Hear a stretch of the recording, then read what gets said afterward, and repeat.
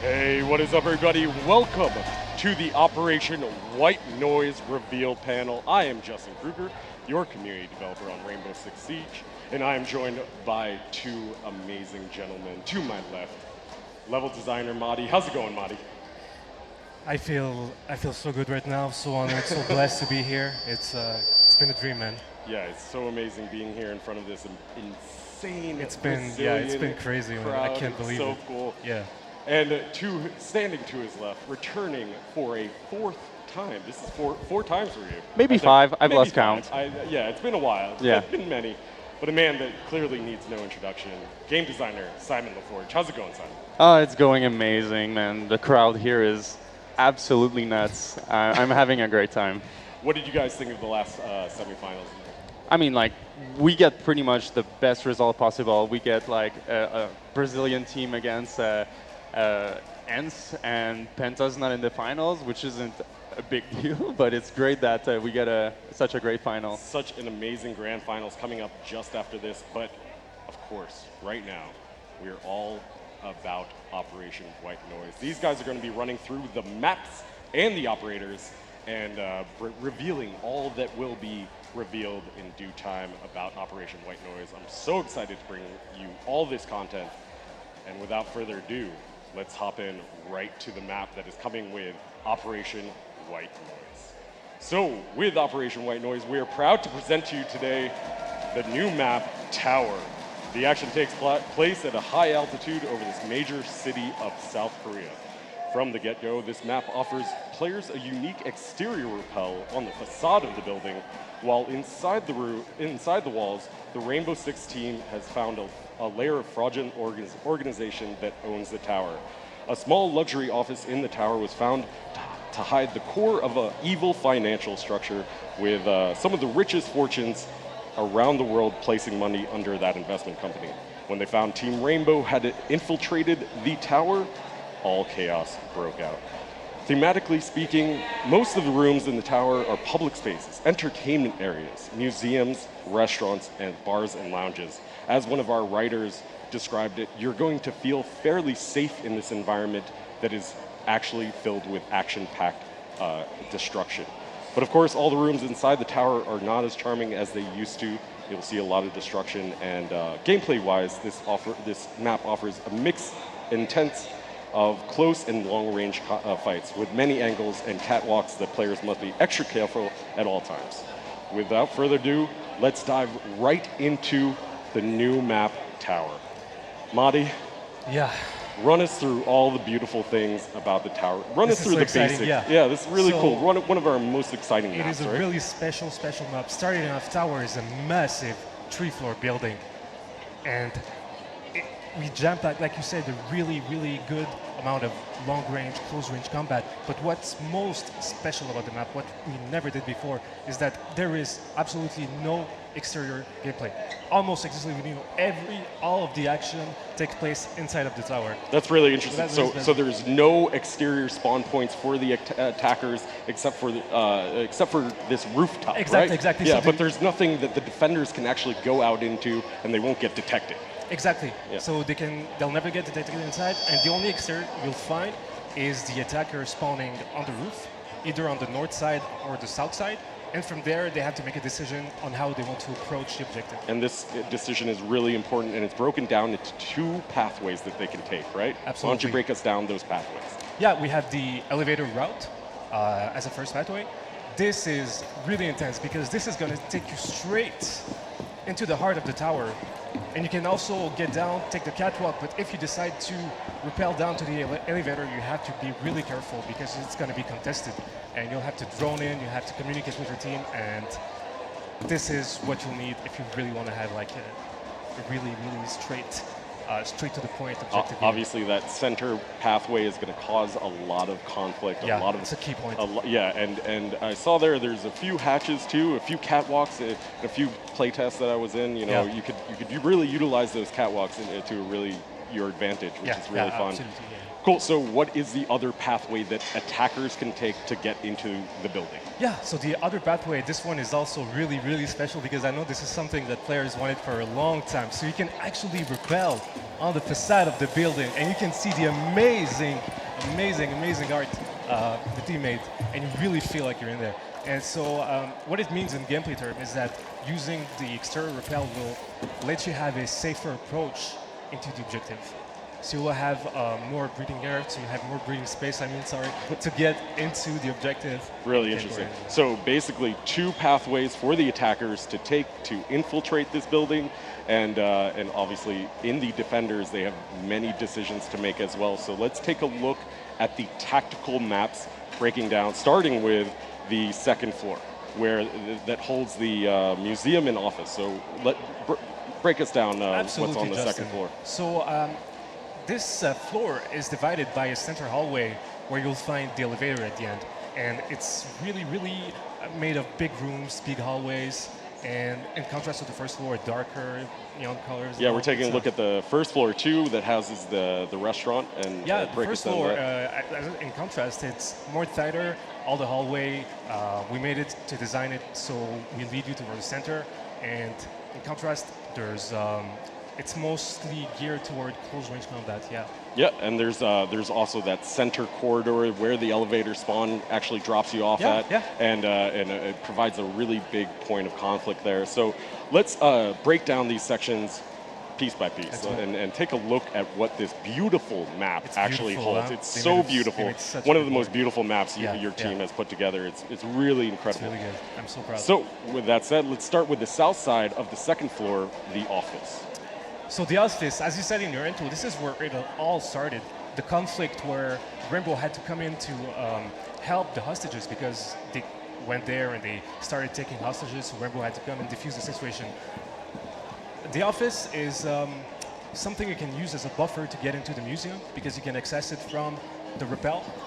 And this is what you'll have a lot of defenders checking the angles, holding the angles there, making sure the attacker doesn't go through there if they decide to. Right, this is a really key positional aspect for the attackers to push through into the map, and as a defender, you really want to try and cut them off. Yeah. Maybe move towards that, have a roamer around there. That would be one strategy that you could potentially take. One of many. One of many. Yeah. All right, so keeping on the 2nd floor, let's take a look at the center, which is the museum section. Yes, the museum is very, very interesting because we have really dark lighting, but we also decided to make it so a lot of the rooms have these neon colors, and we also place them in a way that you can make these quick call-outs during game. So let's say you have like a part where it's purple, where it's red, where it's pink.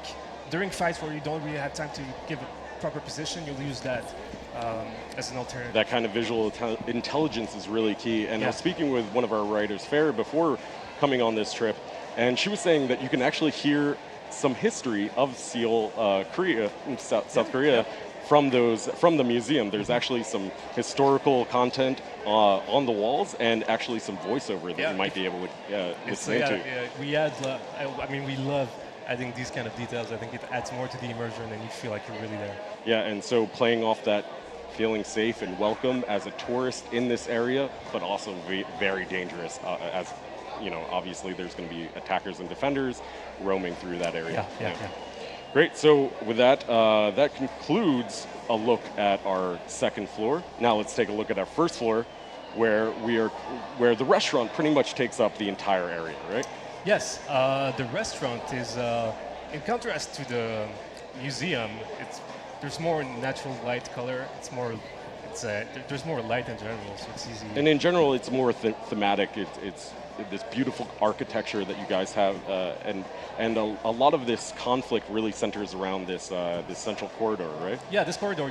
Every single game, something's gonna happen there. Yeah. Whether you want it or not, something's gonna happen. Because there's that elevator drop down right there. Yeah. There's a whole bunch of hatches right around you. Yeah, a lot of key objective points right in that area. Really interesting. Now, when working on designing a map, where do you guys start in figuring this out? That's a really good question. So usually we start with either a strong thematic that we want to explore, or we go with gameplay intention. Usually what we do is we do our research, we look for references, we look for something that's going to be solid enough so we can base it upon, because Rambo, you know, we want to keep it authentic and realistic. Cool. Second, when we decided on that, we start doing like architect and building the map in 2D and figuring out like the flow of the layout, how is it going to be. And when we're satisfied with that, we jump into what we call 3D. So we start building the map in the editor, and we do several iterations, and if we like it, we keep it. If not, we start again. So you try start something else. from there, you prototype it, tweak it to finding that right Yeah. recipe Yeah. of creating conflict in a certain area, or creating a nice flow for attackers and defenders to move through this space. With that said, that brings us to the most interesting section of this map, the Atrium. Break Yes. us down the Atrium, which spans across the second and first floor. The Atrium is really something we haven't done before, because we had the challenge of making a map with no exterior gameplay. So we had to come up with something, a recipe that would allow us to do that. So the Atrium is pretty much our answer. And to do that, we have what you'll find in exterior. So we have long line of sight, vertical line of sights, and quick access from first to second floor. This is really a roaming field. You'll get there. Any good roamer will love to just stay there and try to pick off the attackers one by one. Really fascinating area, because you're going to have that transitional space, but for the roamers, you're going to be able to have some really interesting gameplay as a defender in that space. As we mentioned before, there is no outside for defenders. Yeah, no outside. They can't, they're not going to get detected in this area if they want to try and breach yeah. out of it. So, Yeah, they can with try. that said, let's take a look at some of the gameplay footage as we sort of talk about this map a little bit further. Sure. Simon, in your gameplay playthroughs, what did you think of this map? It's really an amazing map. Honestly, having no exterior, I thought at first, I was scared. I thought it would have been dangerous, but honestly, it plays really well. It's really well balanced, because there's the catwalk in the Atrium, and that's the key point. That's really a key point for the attackers to get in. But they have a lot of options actually to get in, either do a rush in the central elevator, or just go for the Atrium, or the offices. Honestly, it's a great map. It plays super well, and I'm super stoked to see pro players, pro teams getting at it. And Speaking of some of our pro players, we invited a few of them into the studio in Montreal, and they got firsthand look at this new map, and they just had great things to say about it. They said it's a potentially competitive map, so we may be seeing this in the future, in future Pro League seasons. Which That'd is be really exciting. Yeah, really exciting for you. For yourself, what is it like working on a map and then releasing it to the public? How do you feel about the when you actually create a map and it's actually in the hands of players? First, it's a bit scary, because we don't know what they're going to do, because we try to do different things. Yeah. Every time we try to switch it up, make it different, and we don't know, we're not sure how the people are going to receive it, but most of the time we're really just happy to release it, and people enjoy it. Yeah, and that feedback process is really it's a key, great because we listen to the community every single day, every single moment on the subreddit, on Twitter, on social media, everywhere, and we hear their feedback, and we're integrating it. One of the key points behind what we mentioned in the Year 3 sneak peek panel, which was really about redoing these maps, which is really key. But obviously, Tower is going to be one of the most interesting and key maps that we're releasing, and one of the most beautiful. It's strikingly beautiful as we look at these. absolutely, shots. like I love that we're taking a risk with our maps, like trying stuff we've never tried before and actually making it work. We already have a lot of maps that work, that were competitive, so we're taking a couple of risks, and I think it struck a really good balance in that one with the brand new elements, so I'm really excited about it. Absolutely, and here you can see all the different aspects of this map, which really come together, bring together your immersion, and you're just placed in this world and placed in this map that feels real and feels like it's in an actual environment, which is really cool.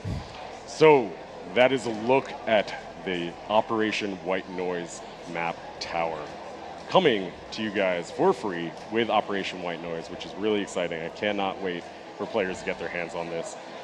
Without further ado, so that's that look at the map. Let's take a look at the operators, and that's where I'm bringing in my man Simon.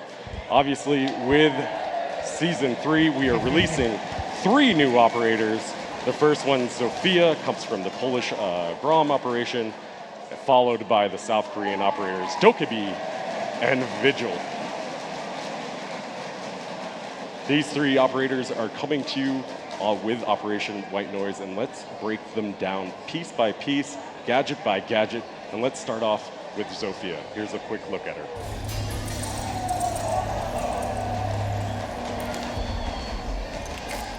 I decide when to restrain and when to kill.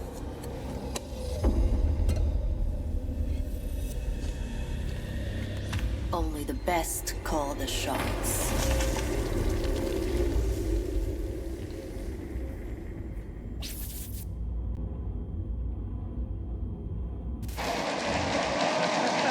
That is Zofia Balsac. Amazing. Amazing. Clearly, Zofia is the sister of Ella, the older sister. She is more decisive, more resilient, and more experienced in her work. She actually joined Team Rainbow to connect closer with her sister Ella, and we cannot wait to break down her gadget. Simon, let's take a look at it and tell us what your game design intentions were behind Zofia. So with Zofia, we wanted to make a really strong pusher, an aggressive entry fragger that has a lot of tools at her disposition. Absolutely, and so it comes with two kinds of ammo. And absolutely, it comes equipped with a KS-79 Lifeline, which is a dual barrel grenade launcher. And yeah, so as you were saying, she has two types of ammo. The first type being an impact grenade that will destroy soft surfaces. And the second type of ammo is proximity proximity grenades. So as you can see, she uses the impact first and then the concussion so she can get the entry frag. So clearly this is, she shares a little bit of similarities with Ella.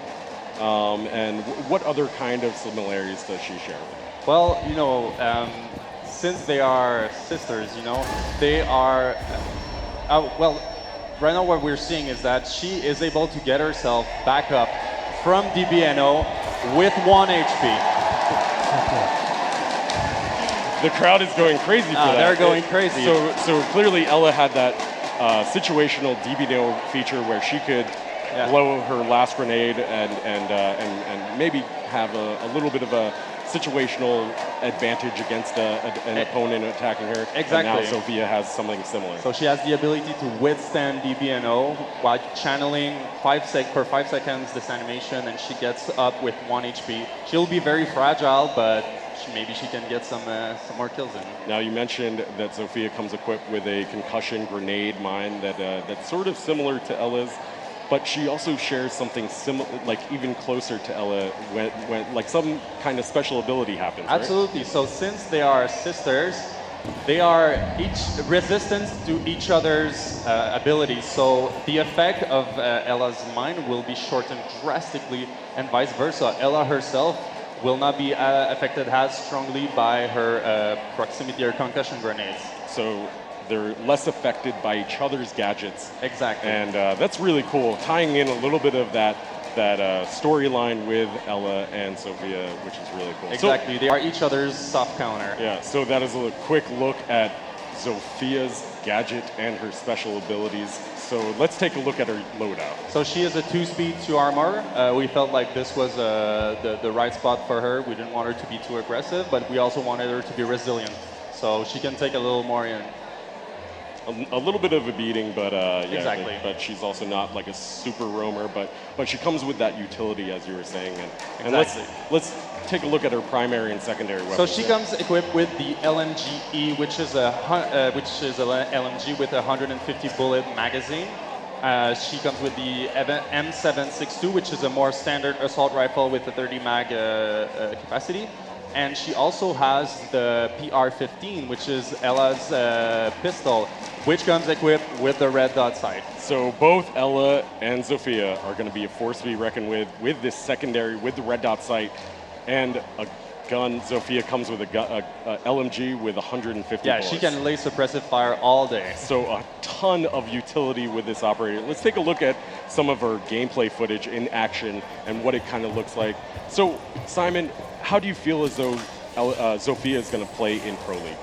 I think it's going to be interesting to see with what operator the teams replace her with. Like, I feel like she is a very good alternative to Ashe. Yes, she doesn't have the same amount of speed and explosiveness as Ashe has, but she also brings more utility, which could be very useful in a lot of situations. Yeah, so it'll be interesting to see how Ashe mains may switch over to Zofia. Maybe they swap between each other, and maybe depending upon the strategy of the defenders, maybe they switch over to Zofia. Yeah, exactly. And her 2 impact grenades are able to take out barbed wire. So we know Ashe uses a lot of her explosive grenades for barbed wires. Well, Zofia can bring that to the... Yeah, absolutely. And one of the key things in Pro League that we've seen is that those barbed wires becoming so key at slowing down enemies, and even those traps do her impact grenades blow up traps as well. Exactly. So it'll be interesting to see if they think it's an interesting choice to trade a little speed for utility. Yeah, and I think with her strong loadout, with her LMG and AR, it's going to be really interesting to see how she plays out. And one more thing to note is that she can be quite the playmaker because her concussion grenades can actually bounce off walls, so you don't have to expose yourself to get a concussion grenade in. So if you know, like, the defender is hiding behind a cover, you don't even need to expose yourself. You try to do a little trick shot with the door frame, and then you get in and you grab the frag. So super utility. You don't even need to see the opponent to shoot her grenades in. Exactly, and really cool. as we just saw, it's really proximity based. So as soon as the proximity grenade flies near the defender, it will explode instantly. And then it'll hit multiple defenders. And right? it will hit multiple defenders and even herself if she gets caught in the radius, just as Ella's with her mines. Yeah, and we're noticing that it's a similar effect to Ella, but slightly different. Is about the same time length that it lasts. It's about the same length. We wanted to have like this kind of like a wink at her sister. They're really like connected and. Yeah. Yeah, and I think even they have a few voice lines together that you might be able to hear if you're playing as Zofia and Ella's in the game too. Yeah, that's pretty awesome. I think the narration team had a lot of fun with that and put a bit of playfulness into the game, which is really Absolutely. great. Yeah, really great. So that is a look at Zofia, and let's take a look at our next operator, Vigil, that is coming with Operation White Noise. You never saw me coming. Don't feel so bad. Nobody ever sees me.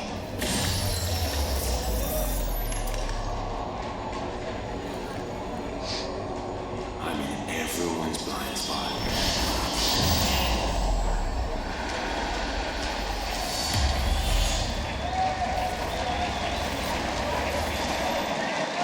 Really, what a cool CGI trailer for Vigil. That's one of the coolest ones I've ever seen. Yeah, it's really badass. And one of our lead writers, Lucien Souben, described Vigil for me, and I wrote it down real quick because his backstory is really interesting. So Vigil is an orphan tortured by his experiences. He turned his pain into a path of discipline, but because of the hardships he's faced, he's most comfortable behind his mask. He prefers to be invisible, and that's exactly what his abilities show him to do. So obviously, there is some kind of cloaking ability that he has. Why don't we break down his gadget, Simon? What are the game design intentions behind Vigil? So with Vigil, we wanted to have a roamer that is extremely strong. Like he comes equipped with the electronic rendering cloak, and that renders him invisible to drones. Obviously, for a roamer, a lurker, this is a very strong ability because the drones are the #1 enemy of the roamers and lurkers. That's Yeah. how they get Absolutely, found out. it's a really interesting ability, and let's see it in action from Vigil's perspective. And why don't you break it down for us? So we'll see Vigil just activating his cloaking ability, and then you will see the drone coming in, and he has a white light because the computer in Vigil's back is actively hacking the drone's feed to remove his image from it. And there you can see a little bit of a HUD indication that you are invisible and you are cloaked to Exactly. that drone. Additionally, it works. I noticed a timer bar for the ability icon. How does that work? Yeah, it works on the cooldown similar to Caveira's, so he can use it, stay in it, he can move around, and then that's it. When it runs out, it has to refill up until he can use it again. Now, let's take a look at what that looks like from the attacker's perspective while in the drone view. So the drone is just rolling in, and Vigil just vanishes from the vision of the drone. As we hear the crowd just go react to that, and they just cheered and were just like blown away by It that. just So looks cool. great. Yeah, it looks really cool. I love the sort of cloaking effect. Yeah. A visual that looks that's great. And additionally, we saw the same UI HUD that is present there. So what happens when a drone comes close to Vigil while he's already cloaked? So while you're in the drone, you will get close to Vigil and you will get that HUD increase. But even if you get close to him, the HUD will not grow any stronger. So the design intention behind that is that when Vigil is invisible, you will know that he's in the room, but you cannot tell where he is. You cannot pinpoint his position. Really amazing stuff. And obviously, what's that range that they can detect him at? The range is about 12 meters, so the HUD vignette will increase from 12 to 8 meters, but after from 8 meters to Vigil, you cannot pinpoint him. So if he's in a small room you Yeah. throw your drone in there, you drive your drone in there, you'll be able to see Vigil or actually know that he's in that room, but you won't actually be able to see him. You won't know exactly where he is, but you will get that HUD feedback on him. Yep. Exactly. Cool. So let's take a look at his loadout and break down some of those details. So, of course, he's a roamer, so he needs to be 3-speed, 1 armor. He's a very aggressive defender. He's a lot of fun to play with. And he has a pretty cool selection of weapons, too. Yeah, let's take a look at his primary and secondary weapons. So he comes equipped with the K1A1, which is a submachine gun, 30 mags. And he comes equipped with 2 machines pistol as secondaries. But the real special weapon here is the shotgun, the Boss G22. It's really a unique shotgun. We've never did anything like it in the game. And so the way it works is that it's a shotgun that has 2 pellets. And it doesn't fire, when you fire it, it doesn't fire 8 pellets. It fires just only a single buckshot. And so... So how does that work? It's obviously really powerful. And Exactly.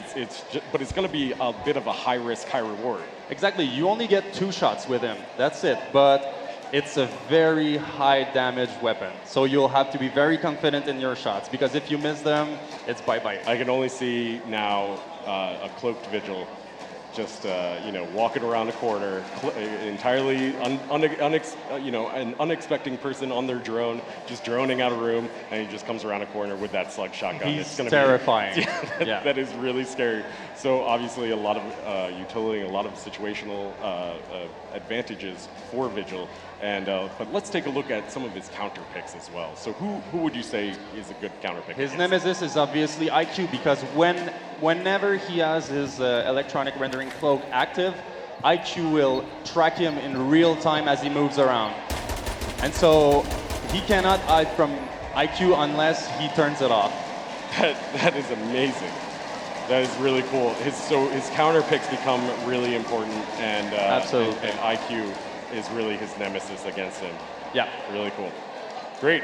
So let's take a look at some of his gameplay footage here with looking at Vigil. Well, and actually, right, Justin, actually. there is 2 more, That's more right. softer counters to Vigil, Yeah. which is Thatcher and Twitch. Thatcher, if he gets caught in the radius, it will temporarily disable his electronic rendering cloak.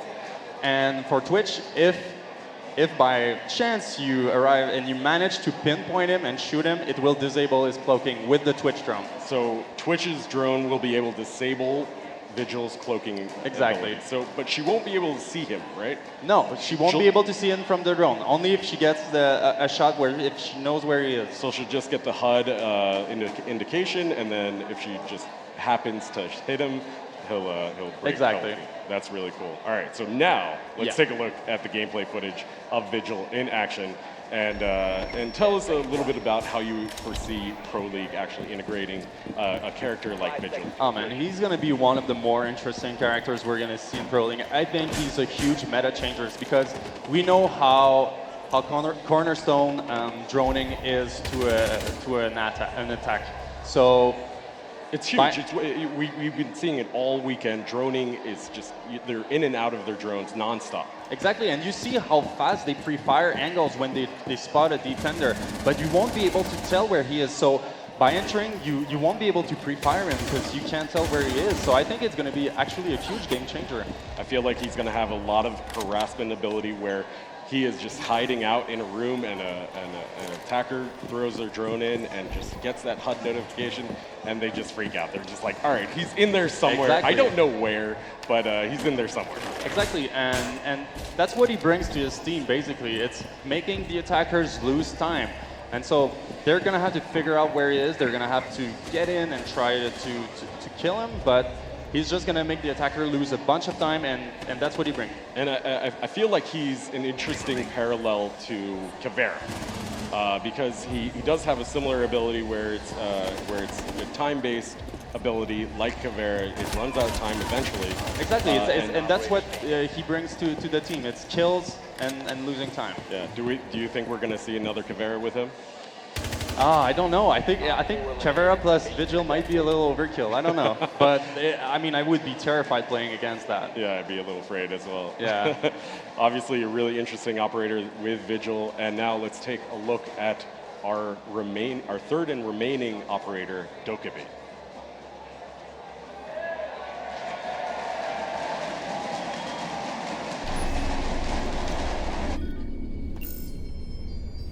Your phone is ringing. Here. Let me get that for you.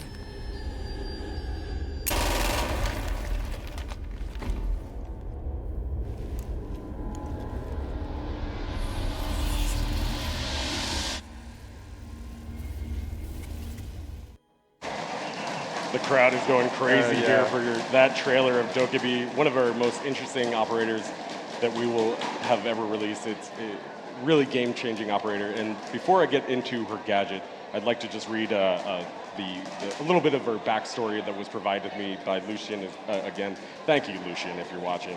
Dokkaebi is a driven hacker who never really fit in with conventional military structure. She was used to doing things her way, but her technical savvy made her an asset on the modern-day battlefield and an unexpected threat to any enemies facing her. So, Simon, what were your game design intentions behind Dokkaebi? Break down her gadget because it's very unique. So we wanted to have an attacker that's really focused on intel. So she comes equipped with this tablet, and she has this ability called Logic Bomb. And when she activates this ability, it makes all of the defenders' phones ring. So how does, that sounds pretty insane. How does she actually do that? Let's take a look from her perspective. Yeah.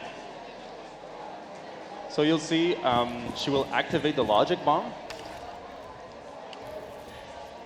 And then on her right, she can hear that there is a defender. And you see Valkyrie was attempting to shut down the ringtone that Dokkaebi was making her cell phone play. So after she does that animation of making everybody's phones ring, you're on the defender side, you actually have your phone ringing. Exactly, you can hear it. It's really distracting. So let's take a look at that from the defender's perspective. And why don't you break us down? Exactly, now you can see that the phone is ringing, and Vigil, panicking, tries to turn off his phone, and that's how it happens. But it's an important decision to take as a defender to say, do I turn off my phone or do I keep it ringing? Like, do I take this time where I cannot shoot back and I cannot defend myself? Yeah, so she's really the ultimate troll in terms of just getting people's phones to ring, and you actually have to spend time to turn off your phone in a similar way that you have to make that decision with Legion, or do I continue to fight on, or do I take out pin, or do I just continue and let my phone ring, or spend the time to actually hide and turn it off? Yeah, it's a big decision to make. Now, there is one other ability with her hacking logic bomb And that this comes into play. It's really kind of a game changer. awesome. Why don't you run us through it? So you will see Dokkaebi. She's getting a kill right now, and when any attacker kills a defender, they drop their phone, and she can hack the phone and yes, gain access to the camera network of the defenders. Wow, that is huge, and I think the crowd likes that. Yeah, they like that. And yeah, you can see it's not only the standard cameras, it's Valkyrie's camera cameras. too. Yeah, really, that is so huge. I love the crowd's reaction because they just exploded about that. That's amazing. Yeah, pretty awesome. Now, let's take a look at that from the defender's view. What does that look like? So say you're a defender, you're watching your cams, trying to get a call out for your team, and then Dokkaebi hacks into the network. She will get that signature image in your face, distracting you, trying to make call outs, and that's how you know your network has been compromised too. Yeah, absolutely. That's really kind of an awesome little feature there for Dokkaebi. I cannot wait to see how players utilize that amazing gadget. Really, Yeah, absolutely. Really incredible. All right, let's take a look at her loadout here and run through that. So she is a 2-speed, 2-armor attacker, and she comes equipped with a great selection of weapons. Let's take a look at those primaries and secondaries, yeah. So she comes equipped with the MK14 EBR, which is a DMR. It has really great recoil, high damage, and she shares the other weapons of Vigil. So the super awesome shotgun and the two machine pistols, the SMG-12 and the CZ-75. She also comes with smoke grenades and claymores. So strong loadout, strong unique gadget. What are her? What is really her nemesis against her? Actually, she's a pretty good counter pick against another operator. Exactly. Right? This is a straight counter pick to Valkyrie. You'll have to think twice about bringing Valkyrie, and if you do decide to bring her in, where will you put your Valkyrie cams? Because if she does get to hack into the network, you can get all of your positions compromised, and it can make your defense absolutely collapse on itself. Yeah, and then you have a really important decision as a defender: do I blow out all my cameras, or do I just have them have that intel? Exactly. And for Valkyrie, sometimes that long range camera throw is kind of outside of the range of a certain location. So whether you have to make that decision too. Do you throw it outside? Do you throw it closer to the bomb site where you can actually get to it and shoot it if necessary? So a lot of decisions on the Yeah, it's going to side. be so interesting to see how it plays out because, as always, the players will impress us with what they come up with as strategies and counter strategies. They always come up with better strategies than us. Absolutely. Yeah. Speaking of that, she does have a few counter picks, so let's take a look at those, right? So basically, when she uses the logic bomb ability, it does not make Echo's cell phone ring. Echo is exempt from that ability. He is immune. He's too high tech. And IQ, when the defender's phone are ringing, she can, and the defender is trying to stop his phone from ringing, she can see the outline of the phone in his hand. That's pretty cool. So if you really have a good timing with your IQ, you can really pull off some really cool coordinated plays. So an interesting thing where these really high-tech operators are bringing a lot to IQ as a potential Yeah, counterpick. absolutely. Yeah. IQ is going to be able to counter everyone. Yeah, absolutely. So with that said, that is a look at Dokkaebi. Let's take a look at her gameplay footage real quick. So, Simon, Dokkaebi, how do you think pro players are actually going to provide a strategy around her? I think she's going to be a strong pick, but maybe more of a situational one. So I think how it's going to play out is that if the team knows that the other team is running a strong Valkyrie and they want to counter that, they can bring in a Dokkaebi to be a really strong counter to that defense. Yeah. And I think it should be mentioned that Dokkaebi does have a slight counter to that hacking ability too, where you can, as a defender, turn off or shoot those phones, right? Exactly. So anytime Dokkaebi is picked on attack and a defender dies, they drop their cell phone. You can see Valkyrie's right there. Yeah, we can see screen. the phone on the ground. And as a defender, you can try and deny the hack by maybe taking a risk, exposing yourself, shooting down the phone to make sure your camera network doesn't get exposed. And so there's going to be a lot of really interesting decisions to make on the defender Now, side. on Dokkaebi's opposite side, Vigil, he has a cloaking ability that prevents him from being seen by drones on the attacker side. Does he get seen by hacked cameras? Yeah, so when the attackers hacked into the system and look through the cameras, Vigil is going to stay invisible to those hacked cameras, so he stays immune to that. Really interesting gameplay between these two operators that we're releasing now, where one has one ability and it can be countered against Dokkaebi as well with his ability. Exactly, like really Vigil cool. is just a ghost to all terms of electronic watching, like either drones or cameras. Do you think she's going to be one of those must picks that come into Pro League? Like I said, I think really she's going to be a little more situational. She's strong, although I'm curious to see how her weapons are going to play out because they are very highly lethal. It's one of the strongest DMRs that we have in the game. The recoil is very easily manageable, and it has 21 bullets. It's just such a fun operator to play with. Plus, she has two SMGs as secondaries And yeah, once you run out of ammunition, you can switch to two amazing SMGs, machine pistols, in fact. Machine pistols. Yeah, she just has a great loadout. She's just so much fun to play with. I think the players are going to have a total blast with this season. Really amazing. So that is a look at our three operators coming with Operation White Noise, our map, but there's a little bit more coming. And releasing with Operation White Noise, we have a few little surprises as well, starting with an elite skin. So let's take a look at Mute's elite skin that will be launching with Operation White Noise. Obviously, elite skins come with a head-to-toe customization and a unique gadget customization with an MVP winning screen, which is so cool. That is one of the coolest MVP winning screens that I've ever seen because it just like blacks out the camera, which is really awesome. And of course, with every season, we also provide brand new BDUs for our operators that are releasing. So here's a look at Zofia's BDU that will be available with the launch of Operation White Noise. These are special customization items that you can get at launch of the season as well. And here's Vigil. Vigil, something that's really cool is his mask is customized here, so I'm sure you'll be able to see a little bit more of that in the future, which is great. And then finally, Dokkaebi has a little bit of a customization option as well with her beanie and her outfit as well, which is really cool. And her little logo in the chest right there, which is great. Very well made. So all of that coming to you very soon. And of course, with every operation, we have a ton of general tweaks and improvements.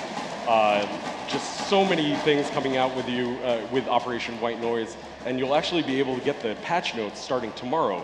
Also, starting tomorrow, we are really happy to announce that launching on November 20th is the full technical test server for Operation White Noise.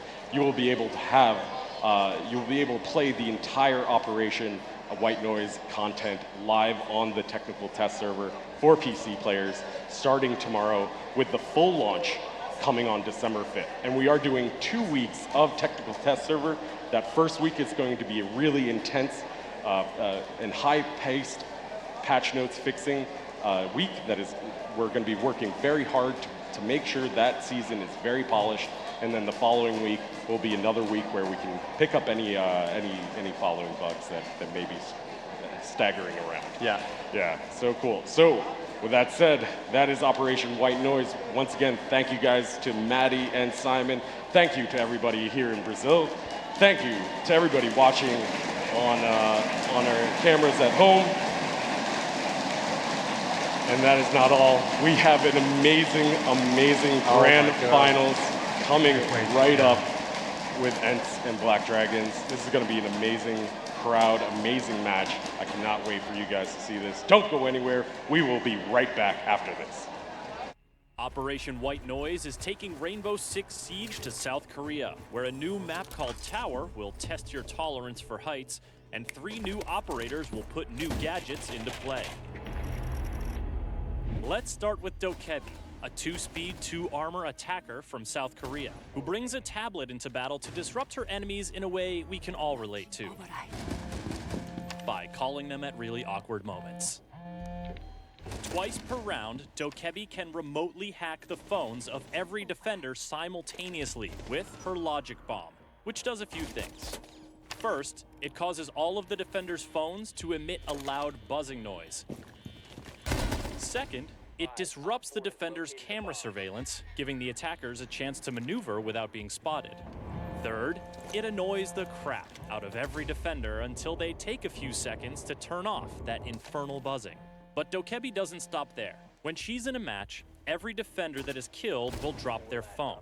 If Dokkaebi manages to hack an enemy phone, she immediately grants every attacker the ability to access the defender's cameras. What's a defender to do? Avoid camera sightlines? Shoot out their own cams and deny themselves their own intel?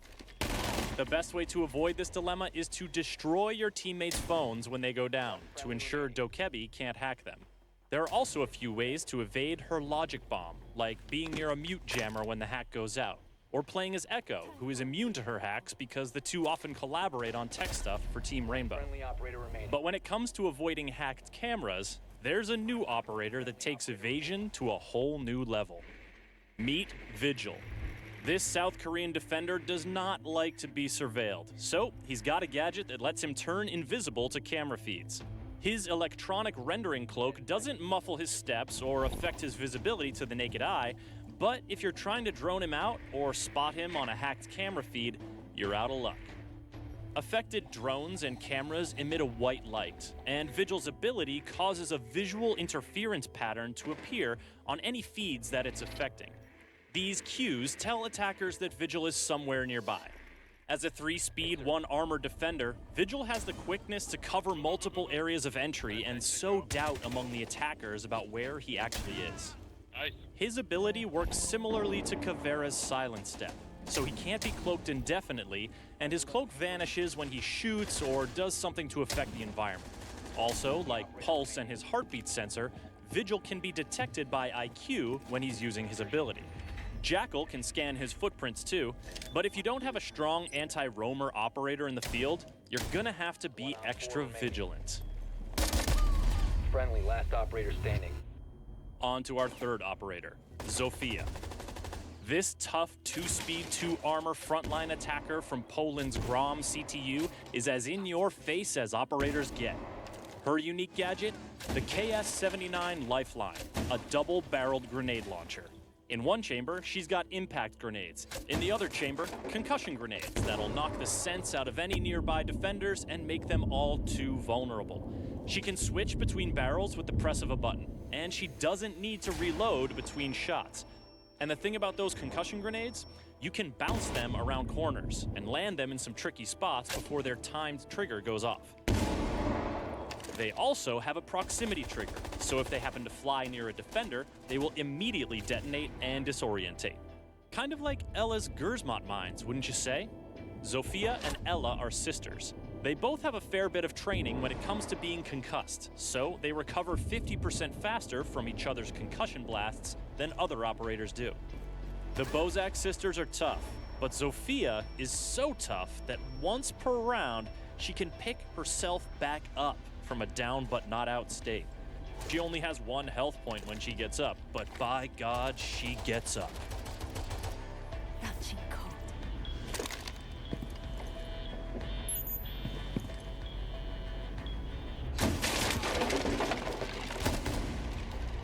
Op 4 eliminated.